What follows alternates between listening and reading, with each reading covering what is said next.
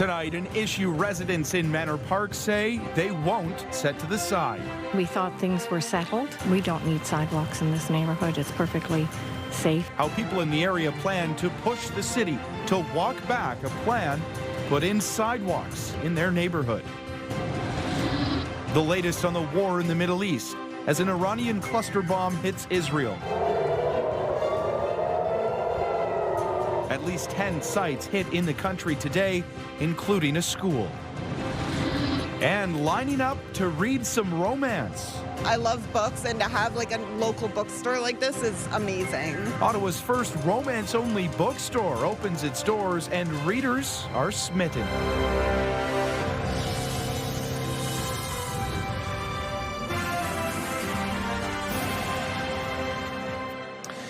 Good evening. We begin tonight with a long-running fight over sidewalks and street design in Ottawa's Manor Park neighborhood. It is back in the spotlight months after the city deferred parts of the plan following community pushback. Now the project is resurfacing, and so too is the debate. CTV's Josh Morano joins us live in studio with more on this. Josh, what are you hearing from residents? Well, Austin, this is an issue that's been simmering for months. Residents thought they had successfully paused the major changes to their streets, but now with the project moving forward once again, many say they're right back where they started. This quiet neighborhood is once again the center of an emphatic debate. The fight's not over. For Peter Burpee, it's a battle he thought was on hold, but now it's back on his street. The community was purpose-built as a quiet residential community 75 years ago. There has never been a pedestrian incident in 75 years. There are some who support the plan, but last fall, the ward councillor was able to delay the Manor Park sidewalk plan after strong pushback from residents. We thought things were settled. Apparently not. We don't need sidewalks in this neighborhood. It's perfectly safe. Now the project is resurfacing as part of a broader road, water, and sewer upgrade. City staff wanting to build sidewalks on 4 residential streets near St. Laurent Boulevard, but residents say it's not needed. I'm out here a fair bit. I've never had to dodge traffic. I've had to move over, but other than that. City officials say the sidewalks would improve safety and accessibility and would cost about $180,000 now, compared to up to $700,000 if it moves forward at a later date. There's snow and ice, and it feels like it needs a lot of maintenance, and that can become an issue when you're not the first one that are maintained. Some argue the changes could mean losing green space, parking, and the character that defines Manor Park. The city has designed neighborhoods in the past to be neighborhoods without sidewalks. And the peripheral streets around those neighborhoods have sidewalks. The school zones have sidewalks. As the city moves into its next phase of consultations, Burpee says the community is ready to fight the plan once again. It's important to not just listen to your paid consultants, but listen to the voters and taxpayers. And 90% of them do not want sidewalks. I spoke with just 2 residents today who say they are in favor of sidewalks in Manor Park, but chose not to be on camera. City staff will come to committee on March 30th, where most residents I spoke with say they plan to attend in protest. But if passed, the plan will then go to City Council for a final decision. Austin. Okay, CTV's Josh Morano reporting live for us tonight. Josh, thank you very much. Well, turning now to the latest in the ongoing war in the Middle East. Iran's main nuclear enrichment facility has been hit in an airstrike today, according to its official news agency. The United Nations nuclear watchdog is looking into the report, but says there's been no increase in off-site radiation levels. The Natanz facility was also hit during the first week of the U.S.-Israeli war with Iran. Satellite images show several damaged buildings. Iran's Atomic Energy Agency says no radiological consequences are expected from the strike.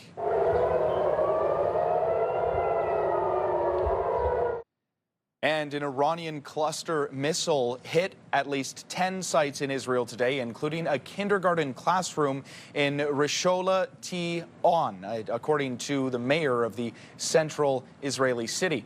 The mayor says the result could have been much more severe if the attack happened during a school day. Israel and Iran continue to attack each other today as the U.S. sends more Marines to the Middle East. This, as Israel's defense minister says, Israeli and U.S. attacks against Iran will be, quote, stepped up significantly in the coming days. השבוע עוצמת התקיפות שיבצעו צה"ל וצבא ארצות הברית נגד משטר The country's defense minister adds Israel is determined to continue leading the attack against the Iranian regime with the goal of removing its strategic capabilities and taking down its commanders.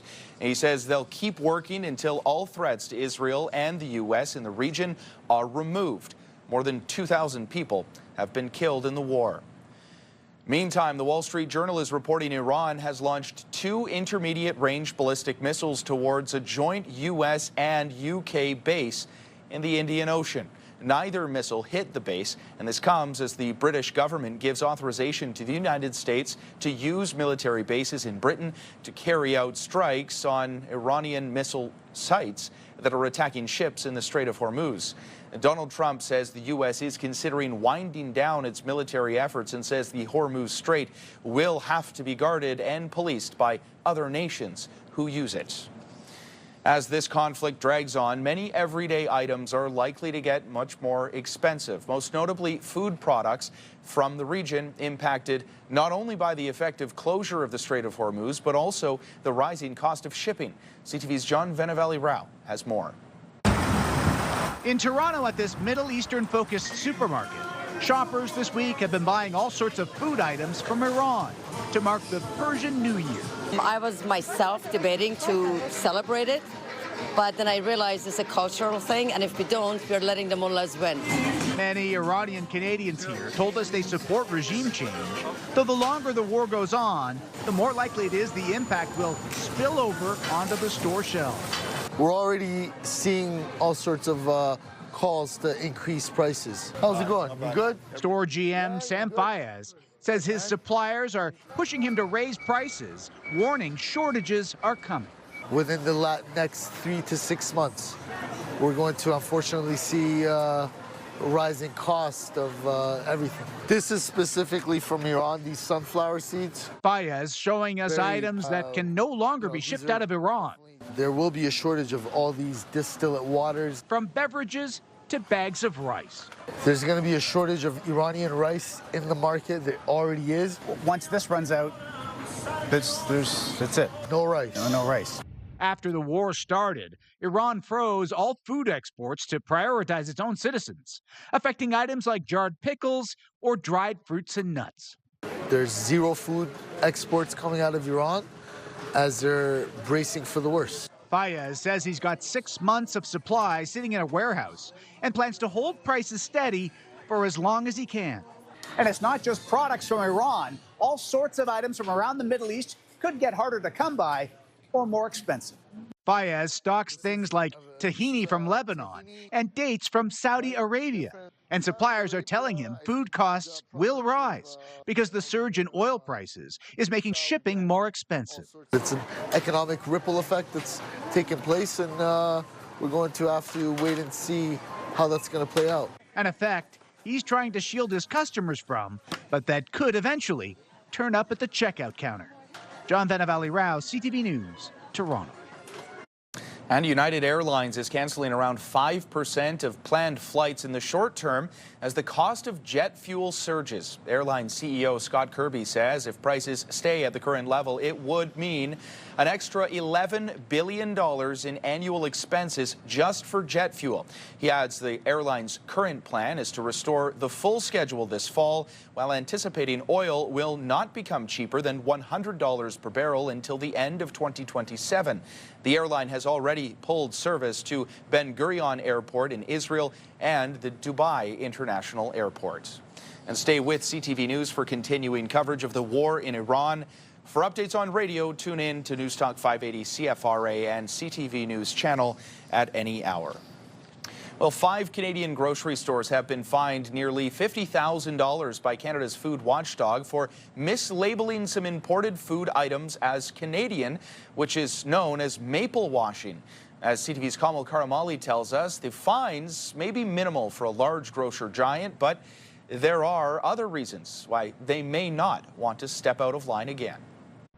This grocery store in the Etobicoke neighborhood in Toronto, now one of 5 grocery stores across the country, fined by Canada's food watchdog for maple washing, labeling items incorrectly as being made in Canada when they're actually produced elsewhere. I think it's long overdue. This is very much part of the maple washing drama that we've seen over the last several months. 5 stores fined a total of $47,000 by the Canadian Food Inspection Agency, 2 in Ontario, both in Toronto, both owned by Loblaw, 1 in Atlantic Canada, and 2 from out west. But CFIA says between April of last year and mid-March of this year, it's seen more than 100 cases of stores mislabeling food items. They weren't fined, but instead received warnings or other penalties. There's a ripple effect when something like this happens. So I think the deterrent, the general deterrent, is really the reputation.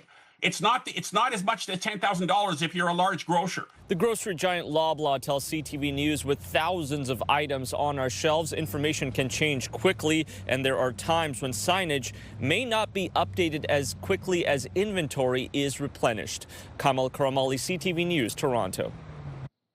Well, it's technically spring, but it doesn't feel like it. And Environment Canada says that we are in store for another 5 to 12 centimeters of snow. There's more possibility of freezing rain this evening as well. So if you're sick of it, you're not alone. A lot of people are as well, myself included, but that's okay.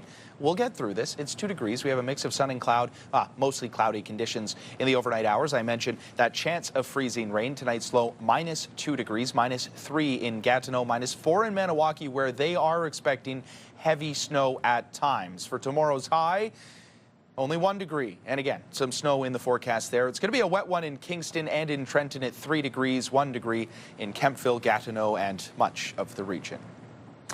Former FBI Director and U.S. Special Counsel Robert Mueller has died. Mueller led a historic 2-year probe into alleged collusion between Russia and Donald Trump's 2016 presidential campaign. The cause of death is not yet known, but Mueller had been suffering from Parkinson's disease for years. He was 81 years old. Here in the capital, the annual Ottawa Home and Garden Show. It's back on this weekend, and it's bringing in thousands of people to shop for the best deals and the best trends for the 2026 reno season. CTV's Camille Wilson was at the event today. She's back to tell us all about it. Camille. Now, Austin, despite the snowy kickoff to spring, renovation season is right around the corner, and people are excited to welcome the warm weather, creating a staycation home, one they can enjoy year-round.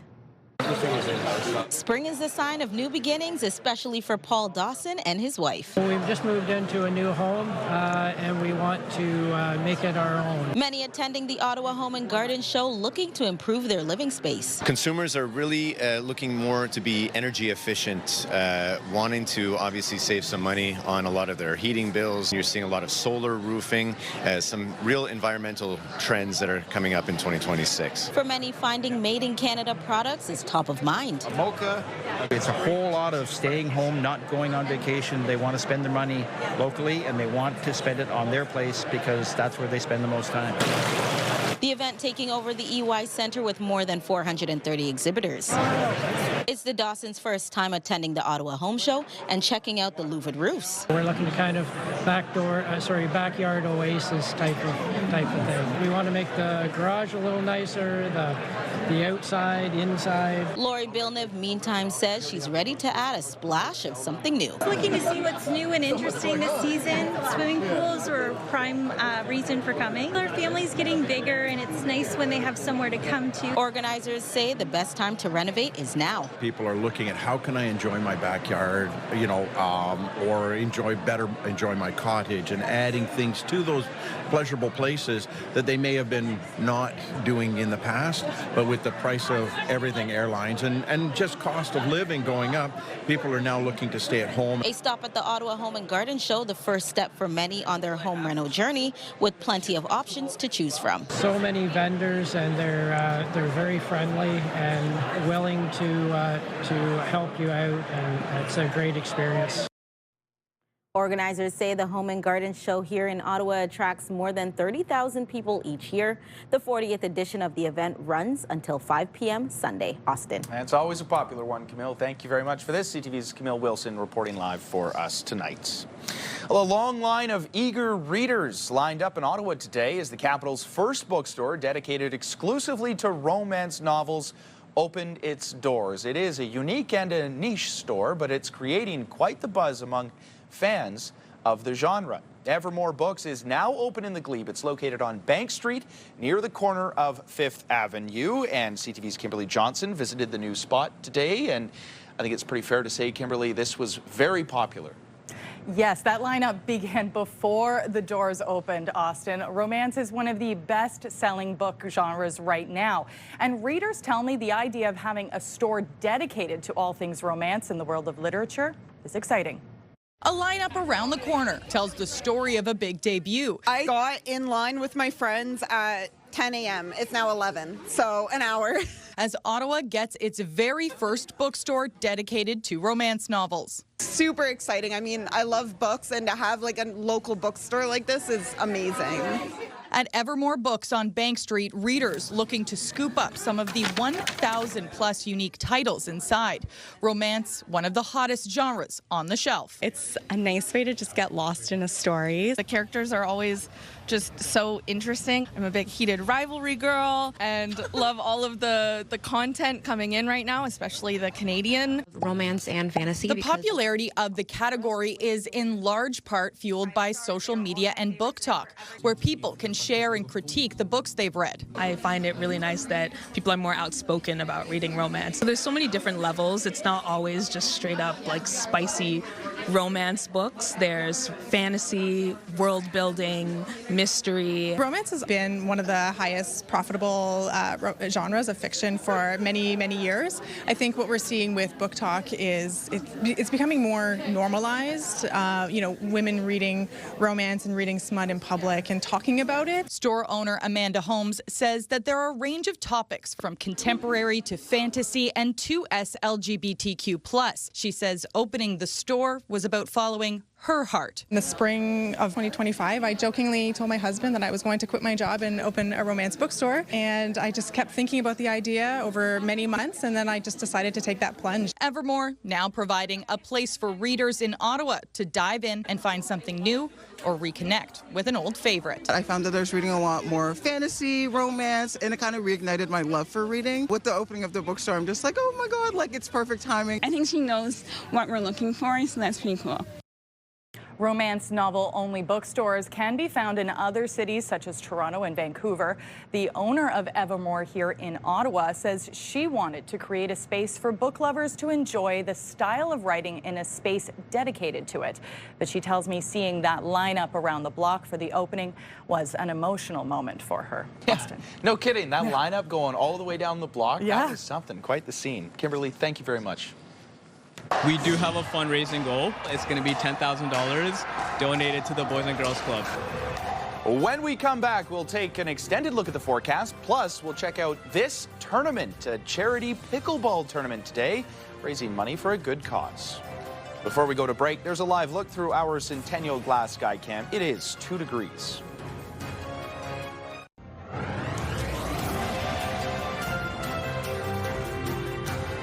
It was a pickleball pack day here in Ottawa today for the Altea Charity Tournament, which raised money for the Boys and Girls Club of Ottawa. CTV's Natalie Van Roy was there. Shoes laced up and ready. The sound of the balls hitting the courts for a good cause at the inaugural Altea Charity Pickleball Tournament. All 32 teams sold out, so we're lucky enough that it is a full bracket, so everyone's going to get 3 games, and then the better teams move on, and they get a great chance to put their names on the Altea Trophy. Here, players of all ages are competing for a chance to have their name on the tournament cup. We'll be playing from 9 a.m. till 5 p.m., hopefully make it to the playoffs. We're going to do single games to start, and then when we move on to the playoffs, it's going to be best 2 out of 3. And then, yeah, we got 1 championship in the pro division and 1 champion in the recreational division. As the pairs move through their matches, it's a test of fitness while helping the community. The goal to raise money for the Boys and Girls Club of Ottawa. We do have a fundraising goal, and thankfully we did hit our goal. It's going to be $10,000 donated to the Boys and Girls Club. And there's nothing like a little competitive spirit for those who love this sport. You know, it's a mental game. It's the same as any game. You just sort of remind yourself of the key elements, and my big thing is don't have unforced errors. Easier said than done. People love pickleball. To get them off the court is the hardest thing. Getting them on, they love it. They won't leave. A meaningful day of pickleball to help give back to those in need. Natalie Van Roy, CTV News. And it's pretty nice to be outside playing pickleball, if you ask me. Maybe a little bit more enjoyable than being indoors, but you're going to have to wait a little while because, again, Environment Canada, they say that Ottawa is due for about 5 to 10 centimeters of snow and then possible freezing rain this evening as well. But I don't think these critters mind it too much. And these runners braving the cold as well. You can see that weather system coming in as we make our way through the afternoon hours and into the evening here in Ottawa on our satellite radar. We have some winter-like conditions out east as well. It's -2 right now in Charlottetown. They have a decent amount of snow falling down there. We're currently sitting at 2 degrees with a mix of sun and cloud, but again, potential for that freezing rain tonight. That's at least from Environment Canada, so we'll be bracing for that. 2 degrees right now in Toronto. Pretty nice and sunny in Windsor at 6 degrees. Vancouver, they're probably sitting prettiest in the country. 10 degrees right now, mostly sunny conditions. It's 0 in Edmonton, 1 degree with a mix of sun and cloud in Calgary. Tonight, -2 is the low. Those periods of snow expected to be on again, off again throughout the course of this evening, carrying over into tomorrow afternoon at around 1 degree. As for the Ottawa Valley, a little bit cooler tonight, just by 1 degree. -3 is the low there. Yeah, -3 is what we're expecting in the Seaway, too. With those same periods of snow, the wind coming in from the northeast at 19 kilometers an hour. So what do we expect for the next 7 days? Well, a bit of this and a bit of that. You can see a mixed bag of precipitation, 40% chance of snow for tomorrow, 30% for Monday. A break from that snow for Tuesday with a high of 2 degrees. And then we're back to -1 with that chance of flurries. So we do expect to have more snow in the next few days here. You're going to want to keep the shovels handy and hope that spring weather will finally come around again soon. And if you are looking to escape some of this winter weather we're seeing early in this spring, well, you might be thinking a getaway is in the cards, as a Canadian airline is now reviewing its baggage sizers at airports in response to a CTV News investigation. This after an Edmonton man had luggage custom built to fit Flair Airlines specifications, only to discover it didn't pass. CTV's Connor Hogg on what that traveler is now considering. As travelers rush to catch their flights at YEG, most have made sure their carry-ons and personal items are the right size. I measure it before, before I carry it. I wanted to carry on my bag, but it was just too much. So kind of stood there for I want to say 5-10 minutes, just holding up the line. After several financial hits, one frequent Flair flyer decided to take matters into his own hands. I've flown with Flair quite a few times, and every single time I would go and you put your bag in the sizer there, and it just never fits. So Andre Grandin had this custom suitcase built to the exact personal item specifications on Flair's website, with a width slightly less than Flair's published 6 inches. When he tried to take his new bag on a Flair flight, the custom-built briefcase didn't fit. The sizer, it turns out, is about 1/8 smaller than what it's listed as, the dimensions that are given on your boarding pass. You'll see on any given day dozens of customers and people at the gate saying, getting this extra charge, this last-minute fee that you're not aware of, and, oh, well, here, put it in that sizer. Oh, it doesn't fit in there. You got to pay. In response, Flair told CTV Today, "Our baggage sizers are designed to match the dimensions outlined in our policy. However, in this instance, the experience fell short of our standard." Flair contacted Grondin and offered to refund his baggage charges. Flair also told him the sizer was damaged. I don't believe that to be the case. There's nothing damaged about that sizing rack. Grondin is now considering a class action lawsuit. Flair says it's initiating a network-wide review of its baggage sizers to ensure consistency with its published dimensions. Customers whose baggage doesn't fit in Flair's sizers pay a fee between $29 and $109 Canadian dollars plus tax. Connor Hogg, CTV News, Edmonton. Our goal is to get an 8-country world championships going in the next 4 to 5 years, which would allow us to potentially apply for inclusion into the Winter Paralympic Games. After the break, we will take you to the world's largest blind hockey tournament that's happening here in Ontario.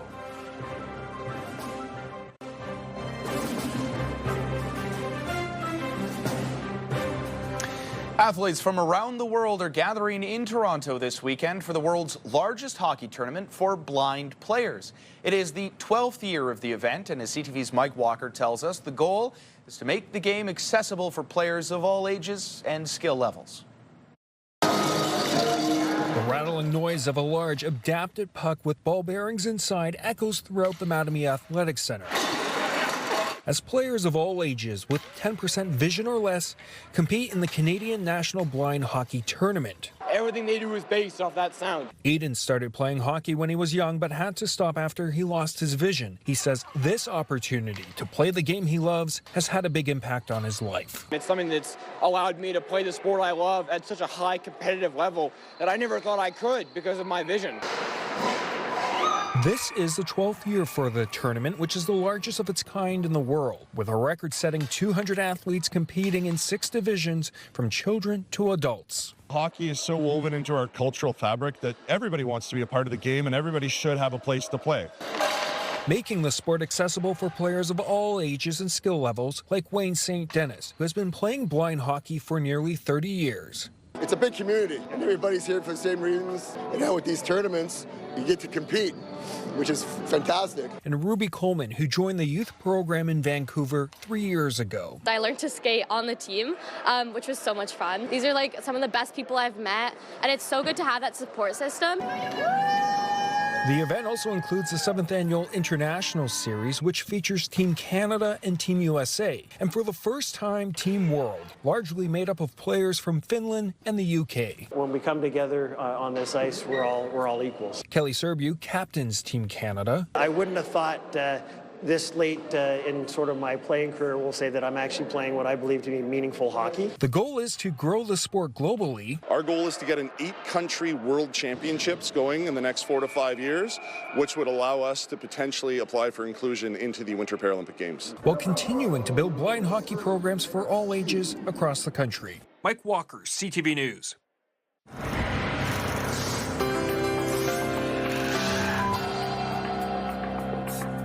Tonight's big picture, Hawaii is suffering its worst flooding in more than 20 years as heavy rains are continued, or rather expected to continue, throughout the weekend. Alarm sirens blared where rising waters damaged homes. More than 230 people were rescued. Hawaii's Governor Josh Green says no deaths have been reported and everyone is accounted for, but officials are warning of the possibility of a failure of a 120-year-old dam after water levels rose more than 5 feet in just 24 hours. Green says the state could be facing more than $1 billion in damage. Turning now to some of the other stories that you need to know right now. It may not feel like it given some of the recent weather we're having in the region, but winter is officially over, and to celebrate, the last snow festival in Gatineau Park went ahead today. This free, family-friendly event features plenty of outdoor activities, including fat biking. There's also plenty of cross-country skiing. There are kids' activities, board games, and yoga outside, along with a big second-hand gear sale, and it was all capped off inside with an après-ski DJ set. A world-class dance festival is taking over Gatineau this weekend. Hit the Floor is back, featuring artistic productions, exhibitor markets, and Canada's largest multi-style dance competition. Since its creation over 15 years ago, the event has welcomed more than 400,000 spectators and 100,000 dancers from 17 different countries. This event runs until Sunday evening. If you could see the smiles on the ice and a little bit of the friendly banter between all the players on and off the ice, in the change rooms, you have that hockey camaraderie. All smiles today at the Jacques Charon Arena for the annual friendly hockey game between the Ottawa Police Service Tactical Unit and the Capital City Condors, which is a hockey program for individuals living with cognitive and physical disabilities. The event organizer, Constable Mark Cutts, says it's a tradition that fosters inclusion, friendship, and community connection. For Buick, across for Morelli, back out into the middle. Buick shot, the rebound, they score! Teddy Spitznagel puts this game away for the Ottawa 67s as they wrap up their regular season at home today against the Kingston Frontenacs. Kingston, they did get on the board first in this one, but then it was all Ottawa. They had 6 unanswered goals. 6-1 is your final score. And these teams will be seeing a lot of each other in the coming days and weeks as they face off against one another in the first round of the OHL playoffs beginning on Friday night at TD Place Arena. Well, Monday will mark the day that many Algoma Steel employees have been dreading, with many workers set to be out of a job. As CTV's Corey Nordstrom reports, not all of the 1,000 employees will be laid off immediately, but many of them are now preparing for life after the steel plant.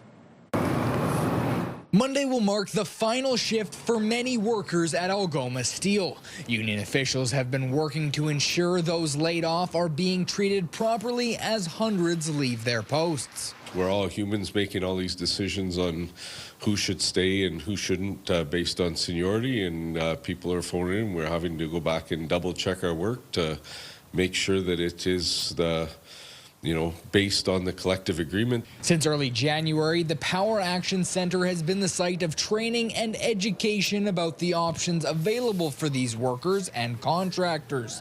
As of today, they've had over 400 sign-ups for their assistance. Many of the Algoma Steel employees set to be laid off have already retired, resigned, or are on sick leave, meaning much less than 1,000 will be off the job come Monday. People wanted to wait and see what their status, layoff status would be. But very soon we're going to see a lot more people coming through the door because, as you know, Monday there's going to be at least probably, I would guess, estimate 300 people that will be laid off initially. And then, so many more after that. Power Center officials say they are preparing for things to get even busier next week as things become clearer for laid-off employees. There's one session going on at number 2 gate at Algoma Steel in their computer lab, and next week there's going to be, it's booked all week here with the Service Canada rep here to go through the understanding the rules of play for EI, as well as getting them registered into a Service Canada account. This afternoon, the federal government gave an extension to its employment insurance special measures that steelworkers union officials have been calling for in the Sioux. People are making hard decisions with that. Now with this announcement, it looks like the members will have an extra 6 months to make the decision whether they want to maintain their recall rights with the company or if they want to ask for their severance and move on with their life. Corey Nordstrom, CTV News, Sault Ste. Marie. I used to love tipping extra for really good service, and I feel like that's kind of gone away now. When we come back, we will revisit this story on tipping culture that's tipping customers towards resentment. A new survey suggests Canadians, they want the culture to change. iHeartRadio Weekenders is powered by Barhaven Ford, Ottawa's newest and largest Ford store, and Eastern Ontario's Ford EV leader. It is time now to check in with our iHeartRadio Weekender, Tanea Taylor. Tanea. March break may be almost over, but you still have time to check out March break at the Deep Bunker with the kids. This is Canada's Cold War Museum, and it's always lots of fun to explore. Learn about stories from the past through interactive exhibits, audio-guided tours, and more. Plus, put your problem-solving skills to the test in the escape room. Sounds like a great way to spend a day. You also still have time to visit the Ottawa Home and Garden Show presented by RE/MAX. This is at the EY Centre today and tomorrow and is your one-stop spot to check off your entire spring to-do list. Great chance to get help, advice, or even inspiration for any home renovation or gardening projects you have coming up as well. Last up, it is maple season right now, which means lots of spots to dabble in some maple syrup festivities around the city, including at the Log Farm on Cedarview Road, Fulton Sugarbush in Packingham, and Stanley Sugarbush in Edwards. Enjoy pancake breakfasts, tractor rides, petting zoos, and lots more with the family this weekend. As usual, lots more happening around the capital this weekend. The full list and all the details at ctvottawa.ca/weekenders. For the iHeartRadio Weekenders, I'm Tanea Taylor. Have a great one. iHeartRadio Weekenders is powered by Barhaven Ford, Ottawa's newest and largest Ford store, and Eastern Ontario's Ford EV leader.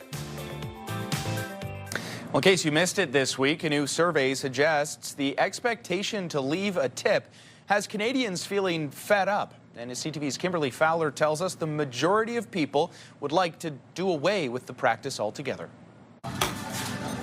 A lot of Canadians say they're pretty much done with tipping. I think it should be included in the price. You shouldn't be asked to tip. Just because you're doing your job doesn't mean you need to be tipped for doing your job. Many businesses implemented suggesting tipping options during the pandemic, but now the expectation to leave a tip has some customers saying it's gone too far.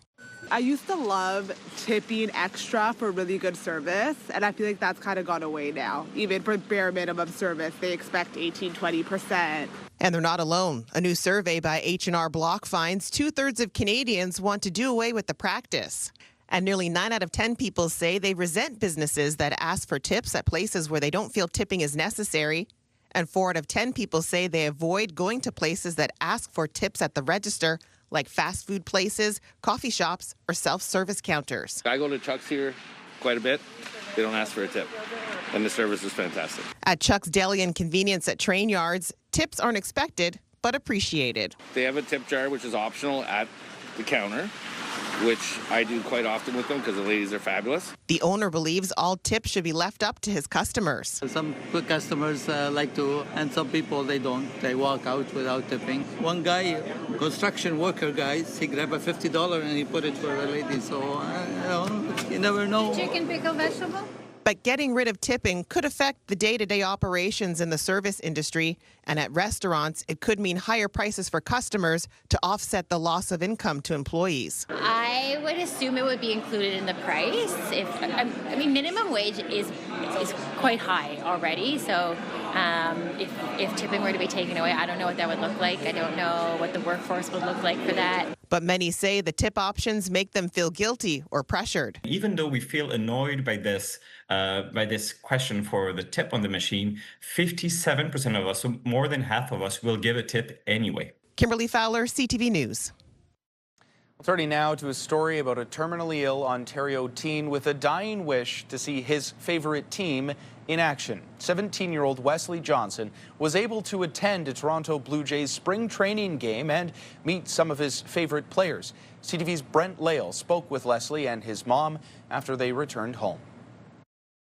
This one's an autograph ball I got from the training center when I went to go see Trey and David Schneider. Wesley Johnson can't stop smiling about his experience with the Toronto Blue Jays.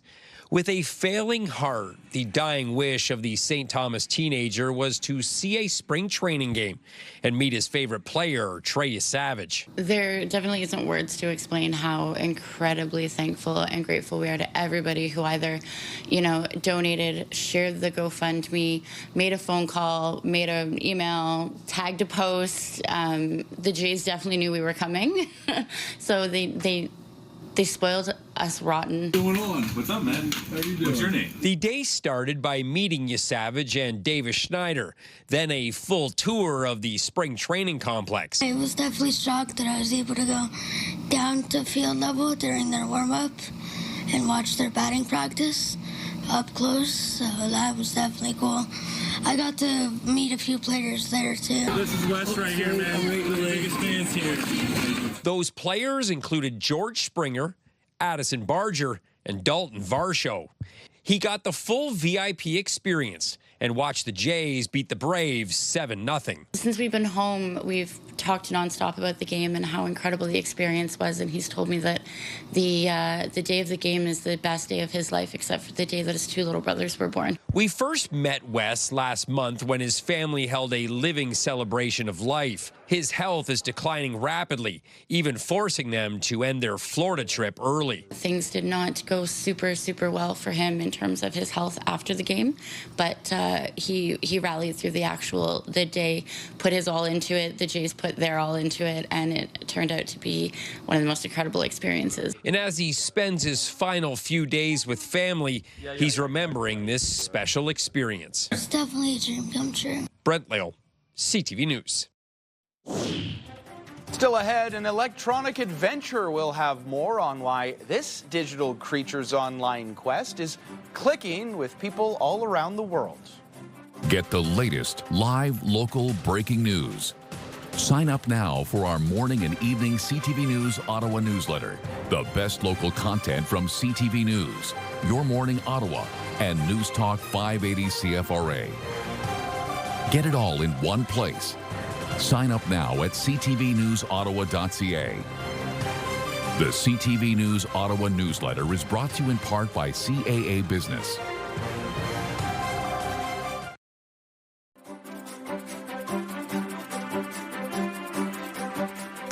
A St. John's web developer has created a digital creature of sorts and then sent it on a long journey. As CTV's Garrett Berry explains, he's thrilled by the response as strangers from across the globe help him to get to his final destination.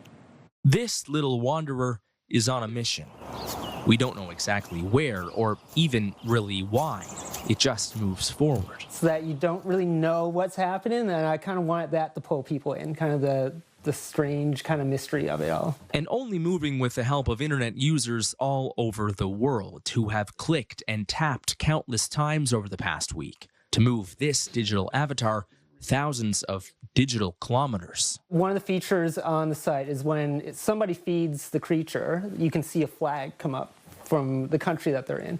So I've been seeing flags from all over the world come up, and there's a little chat room in there as well, and there's been a lot of positive chat. It's the creation of web developer Justin Gray, put together in a day of coding with some feedback from his 2 children, and run off a mini computer in his house.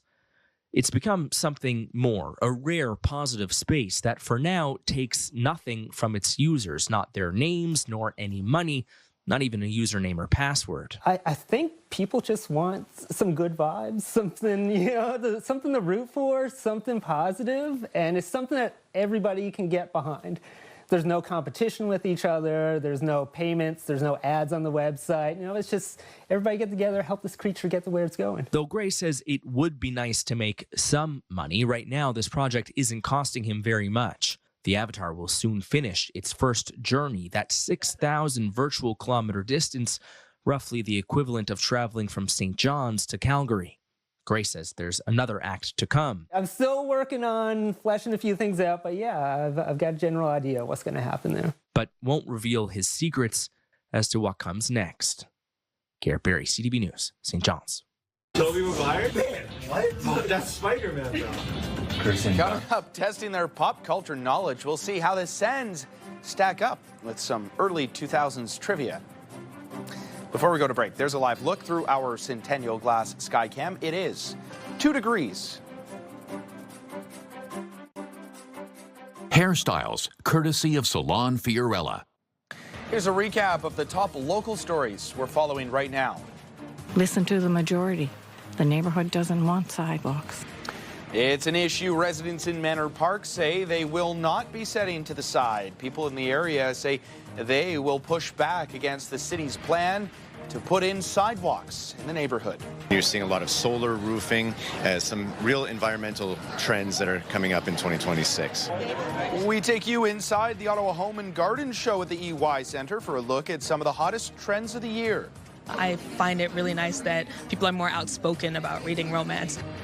And romance readers are absolutely loving this new romance-centric bookstore here in the capital. Fans of the genre lining up well ahead of time, the line stretching down the street for this first-of-its-kind grand opening in the capital. One last look at the weather forecast. Pretty nice out there today, but not lasting all that long. Waking up to -1, and we do have some snow in the forecast. Environment Canada also predicting the chance for some freezing rain later this evening. Right now, we anticipate a high of 1 degree for tomorrow, the 40% chance of snow lingering into tomorrow, or rather Monday, with a 30% chance of flurries and another high of 1. Well, the Sens are about to hit the ice tonight. They're playing the Toronto Maple Leafs in the latest Battle of Ontario at the CTC. But earlier this week, they tested their skills off the ice with a little bit of early 2000s trivia. Lizzie something? It's not Lizzie McGuire. Hillary Duff? Hillary Duff? It's been a few years. Oh, Avril Lavigne? No. Avril Lavigne, James Reimer, swing and a miss right there. That is Hillary Duff. And then we've got Tobey Maguire and a whole bunch of other stars from yesteryear. It doesn't feel like it was that long ago that I was super excited to watch the new Tobey Maguire Spider-Man movie. In my opinion, the best of all time, the best Spider-Man ever. They're going to have a conniption in the control room over me saying that potentially. But there it is. Thanks for watching, everybody. Have a great night.